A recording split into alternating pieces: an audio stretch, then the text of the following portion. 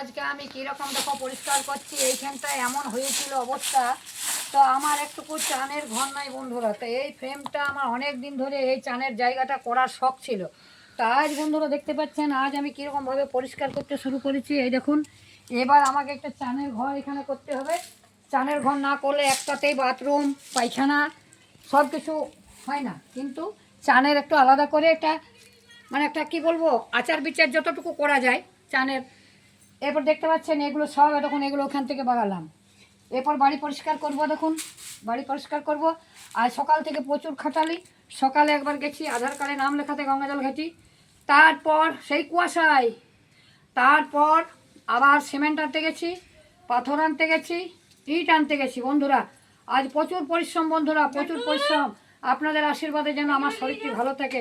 তো বন্ধুরা আমি একদম এইখানটাকে সাজানো বাগানটাকে যাতে আমি তৈরি করতে পারি, পরিষ্কার পরিচ্ছন্ন রাখতে পারি। তো বন্ধুরা ভিডিওটি কেমন লাগলো আপনারা একটু লাইক কমেন্ট শেয়ার করে অবশ্যই জানাবেন। আমি প্রচুর পরিশ্রম, এই বয়সে প্রচণ্ড পরিশ্রম করতে হচ্ছে আমাকে। তো যাই হোক আপনারা একটু আশীর্বাদ করবেন যাতে আমার শরীরটি ভালো থাকে এবং আপনারাও ভালো থাকুন, শরীরটি যেন ভালো থাকে। এসো এটা কেটে দাও এবার।